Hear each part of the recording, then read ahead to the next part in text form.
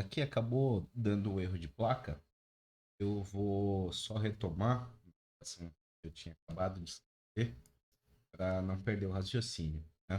Então, a gente encontrou que a versão transformada x, portanto, né, igual, um, igual a 1 sobre aquele termo, né?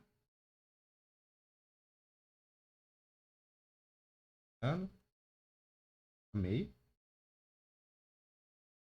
E isso vezes x menos vt, né? Perdão, linha mais vt.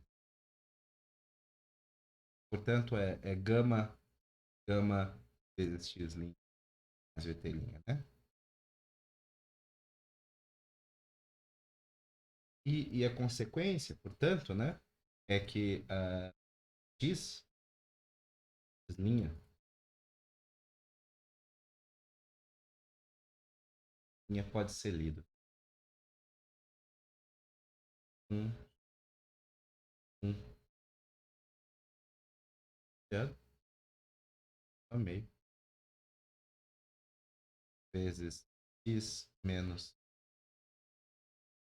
gama e aqui, portanto, gama de v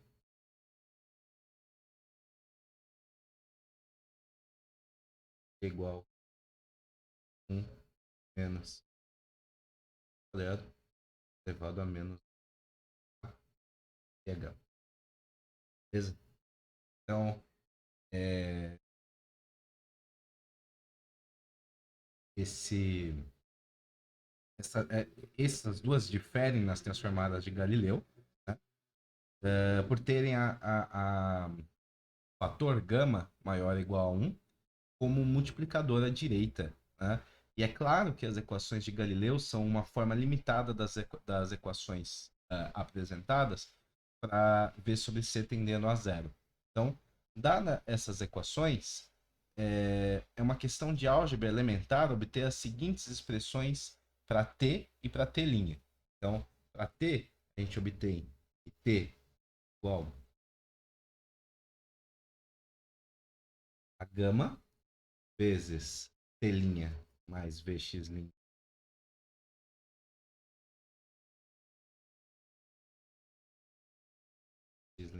sobre C, sabe?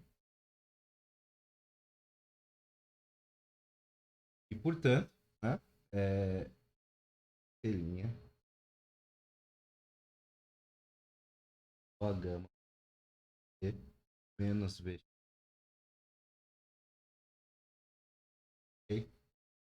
Então, a redução disso para a relação de Galileu, onde T igual a T', ele vai requerer que x seja muito menor que ct, assim como v sobre c seja muito menor que 1.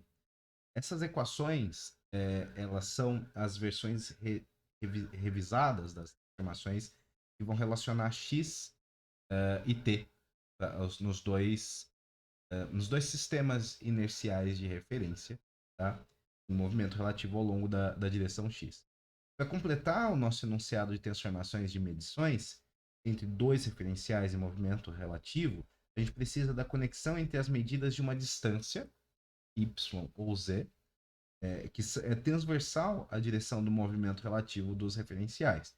Claramente, se o espaço é isotrópico, todos os deslocamentos transversais a uma única direção definida pelo movimento relativo são equivalentes. E não é difícil a gente concluir que as transformações apropriadas são de igualdade simples, né? Portanto, para y, as transversais, né? A gente tem que y é igual a y' e z é igual a z'. Tá? Z é igual a z'. Tá? Então a gente pode argumentar isso, né? Na, na, a gente pode até argumentar isso com base no fato de que se não fosse verdade, a gente deveria ter uma maneira de detectar deslocamentos e movimentos absolutos. Então, imagine, por exemplo, que construímos duas grelhas quadradas idênticas representando sistemas de coordenadas x, y, uma das quais vai estar associada a uma referencial S e outra uma referencial S'. A gente vai assumir que as grades são primeiro verificadas quanto à identidade de espaçamento, quanto em repouso, uma em relação à outra.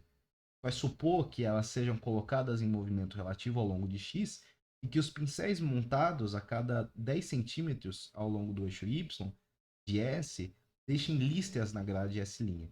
Da mesma forma, pincéis montados a cada 10 centímetros ao longo de y' vai deixar listras em S. Cada referencial inercial recebe, assim, a própria, o próprio registro permanente de encontro. A gente não pode conceber que as listas sejam outra coisa senão listas retas paralelas a x. Caso contrário, a gente deveria ter de fato um detector de posição absoluta ao longo de x. E suponha que a grade S tenha recebido listas conforme a gente vai entrar na vai ter S, tanto imagens que a gente está colocando, está recebendo sem mais. Ok?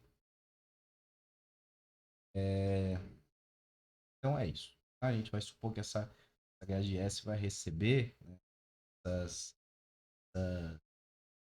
essas listas das escovas montadas em Y igual a 10 centímetros, 0 centímetro e menos 10 centímetros. A gente deve, então, ser forçado a concluir não apenas que os intervalos de 10 centímetros de S' têm, têm parecem maiores, né, que o intervalo de 10 centímetros deixa em S. Mas isso significa uma simetria dependendo da direção do movimento. Se fosse para a direita ou para a esquerda ao longo de x, né, o resultado ele violaria nossas ideias essencial de relatividade, de homogeneidade e isotropia do espaço. A gente conclui, portanto, que a medida de um sistema transversal, y ou z, precisa ser a mesma para todos os sistemas inerciais que estão em movimento relativo ao longo de x, conforme a gente verifica nessas equações. Para conveniência e referência futura, a gente vai dar um conjunto completo de transformações, né? Então, a gente verifica que as duas formas podem ser comunicadas, né? Usando essas correlações, né?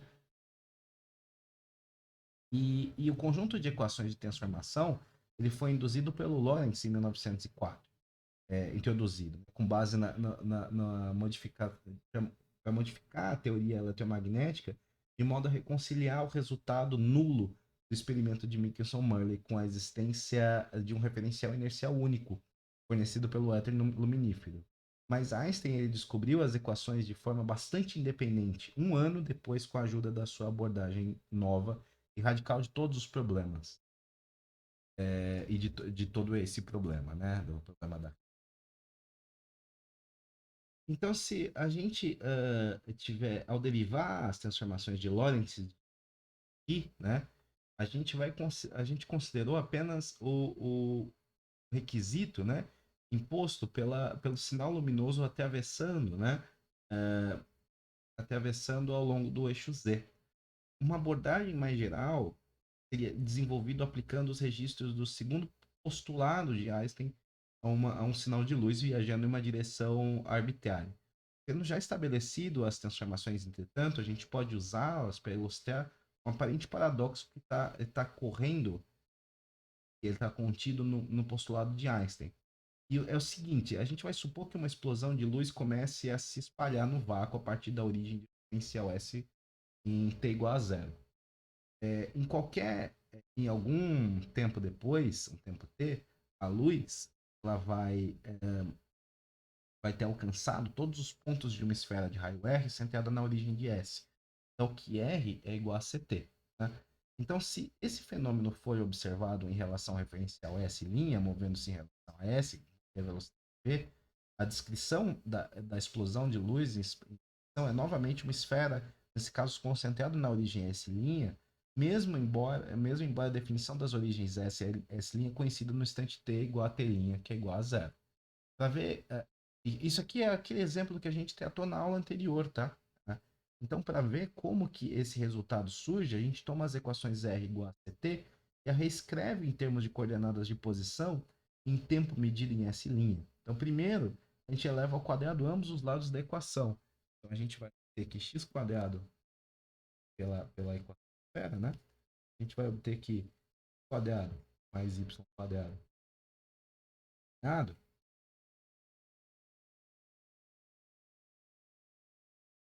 igual a c quadrado t quadrado.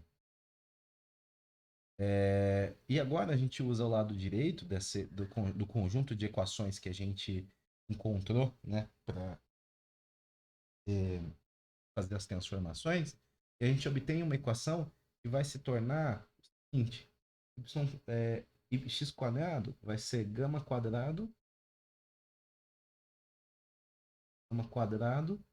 vezes x' mais vt'.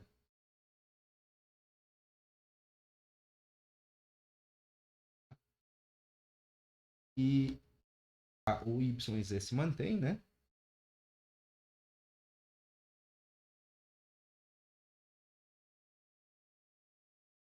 Isso é igual a c vezes t', né? T, quer dizer, lambda quadrado c quadrado vezes t' mais bx' quadrado.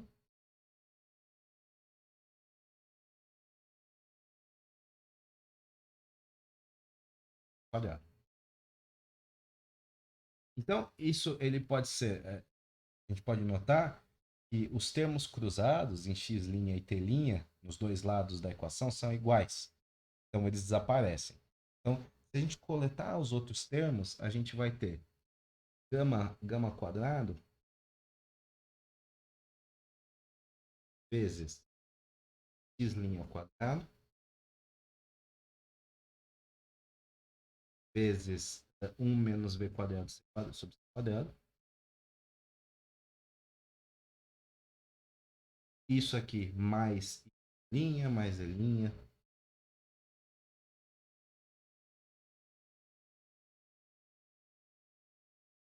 Igual a gama quadrado, t' ao quadrado. Vezes c quadrado menos v quadrado.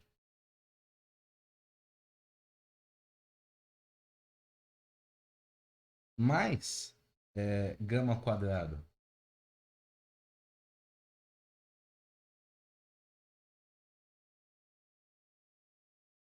gama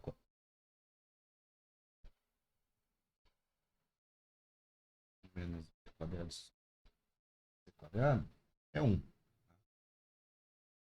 Portanto, a gente tem aqui x' quadrado mais y' mais z' c'.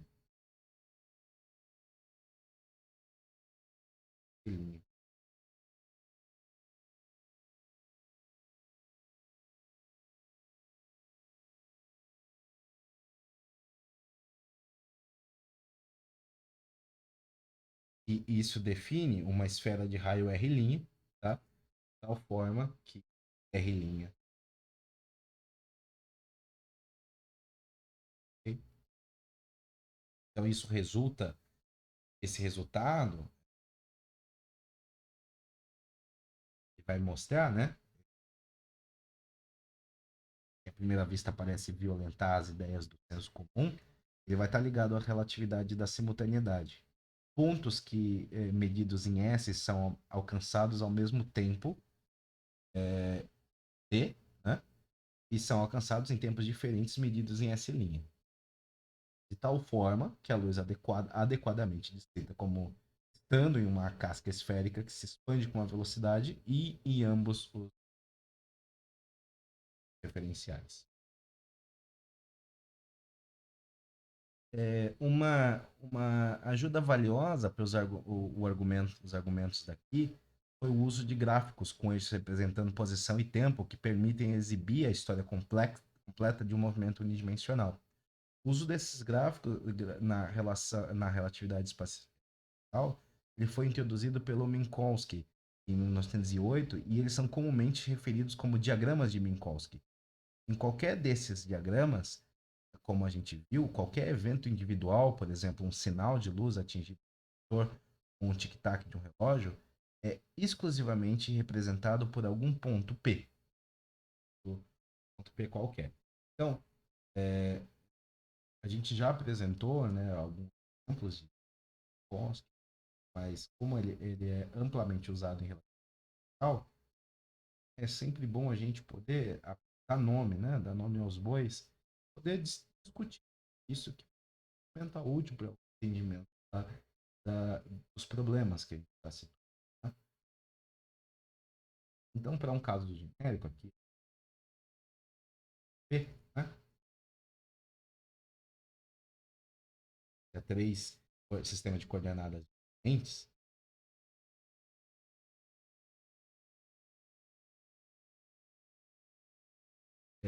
então, aqui é esse o caso. Né? A gente tem um evento que acontece dado ponto P.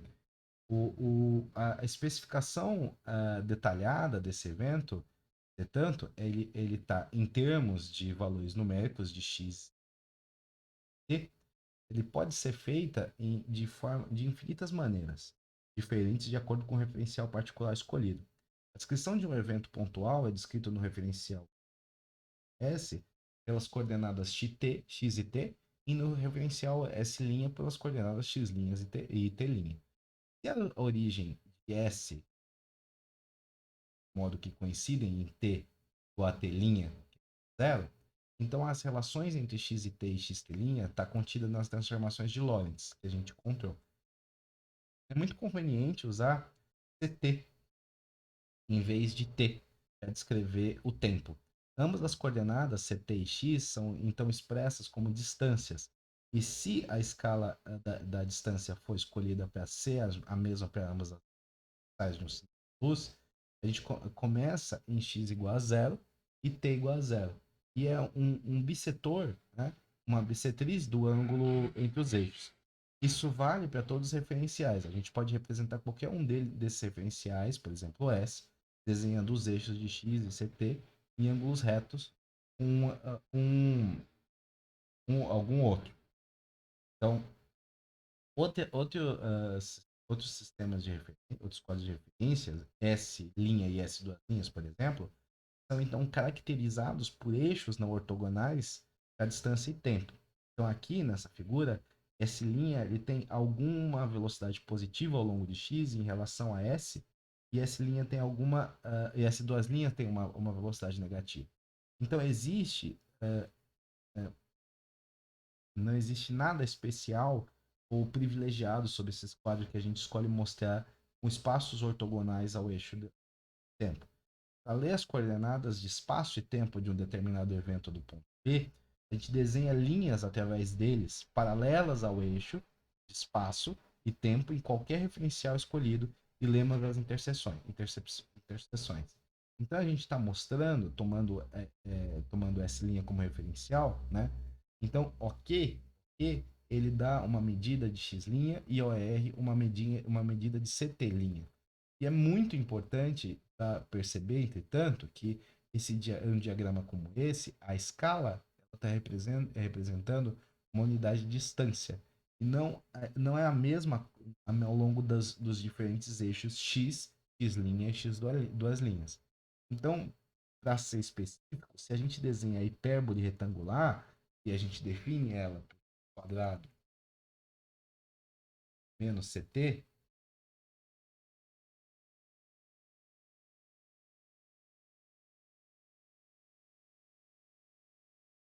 CT quadrado 1,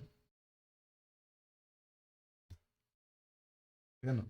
Nessas interseções A, B e C, com os eixos x, x linhas, vão em cada caso definir a distância unitária de O para o quadro específico em questão. Então, a justificativa desse procedimento é incorporada na seguinte discussão, na discussão da invariância do sistema.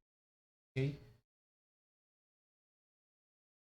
Então, a gente vai agora retornar às relações cinemáticas básicas da relatividade especial expressas nas transformações de Lorentz. A gente viu como a relatividade ela nasceu através da percepção do Einstein, né? Reconhecimento do Einstein de que nada, que nem onde, nem quando, tem qualquer significado absoluto. A gente pode salvar algo bem definido nessas descrições das coisas? E a resposta é sim. A gente suponha que alguns eventos identificáveis ocorram na posição x no tempo t, e medida no sistema S. Um outro observador movendo-se em relação ao primeiro em um sistema S' vai registrar como tendo ocorrido em x' e t', assim, de tal forma que obedeça, né, obedeça às transformações de Lorentz. Portanto, nesse sistema, a gente vai ter aqui x' S, né, então,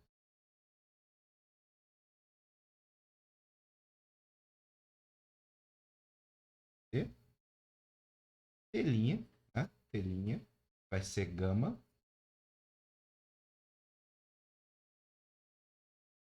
t menos vx. Ok? Quadrado. Então a gente vai calcular a relação C, CT' ao quadrado menos x' ao quadrado. CT'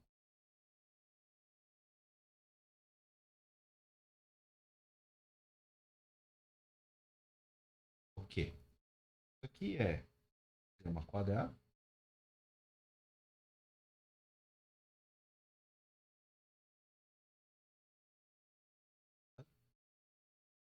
vezes CT menos Vx, né?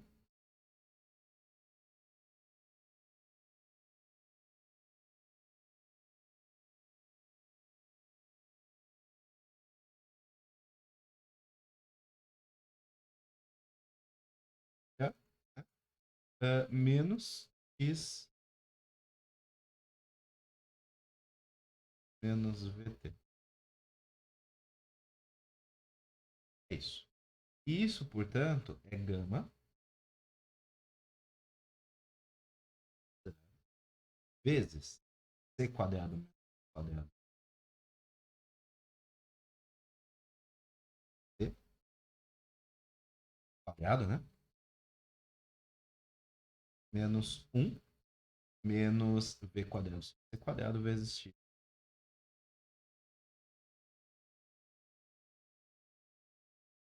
x quadrado. Ou seja, CT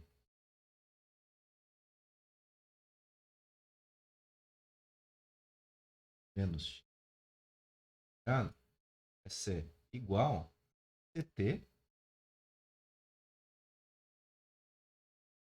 quadrado menos,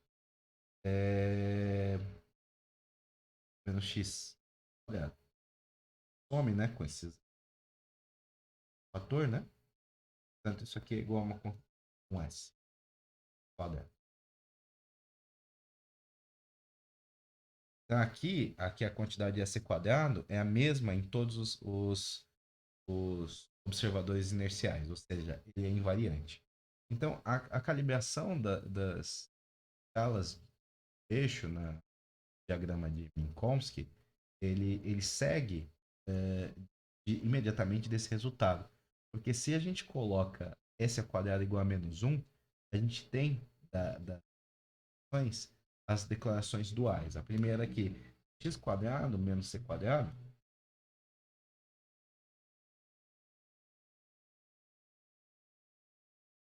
tá? Isso aqui, ele é 1. Né?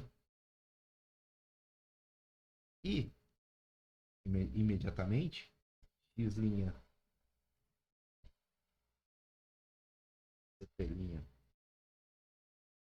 também é 1. Então, se a gente escolhe um dado x, ct, eles são vértices ortogonais, como na nossa figura. Então, a primeira das duas equações aqui, ela vai definir a hipérbole daqui da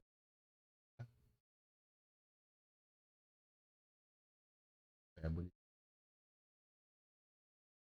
O, o, o eixo x da S é a linha CT igual a zero, e a gente vê que a interseção dessa linha com o ramo direito da hipérbole vai definir x igual a 1. Mas de maneira exatamente semelhante, a linha CT' zero define o eixo x' igual a. Define o eixo x' de S'. Ah, e da segunda equação, né, a gente pode deduzir que a interseção dessa linha com a mesma hipérbole ocorre em x' igual a 1. Essa hipérbole, assim, atua como. Uh,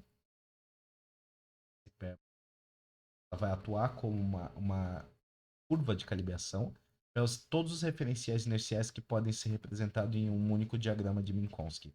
O que isso significa é que a hipérbole daqui define uma relação particular entre x e 1 e t, dá um número finito de eventos conforme descrito no único referencial S, é também o local do espaço-tempo de todos os eventos que representam o tempo zero, a coordenada x igual a unidade em diferentes referenciais inerciais.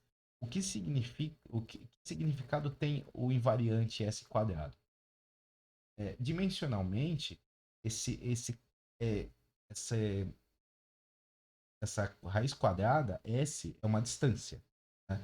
Então, é tentador considerar S como uma espécie de medida de distância no tempo, pelo qual um determinado evento é removido da origem da coordenada do espaço-tempo. Pode-se ver, no entanto, que S quadrado pode ser positivo ou negativo, ou é claro, ele pode ser zero, de modo que o próprio S pode ser real ou imaginário. Qualquer interpretação do significado físico de S deve, portanto, ser bastante formal. Ao introduzir esse ICT, que é uma versão imaginária, né, com uma variável, né, é, uma vez que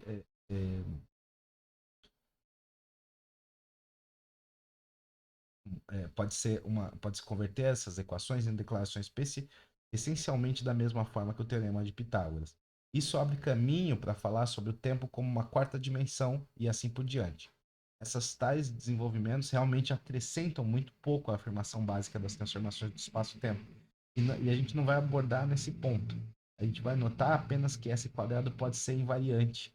É uma quantidade útil na caracterização de eventos, e que S quadrado igual a zero, em particular, vai definir a linha de mundo de um sinal de luz que passa pela origem do espaço-tempo. Então, x igual a zero. Ok? Portanto, era isso por hoje e até o próximo vídeo.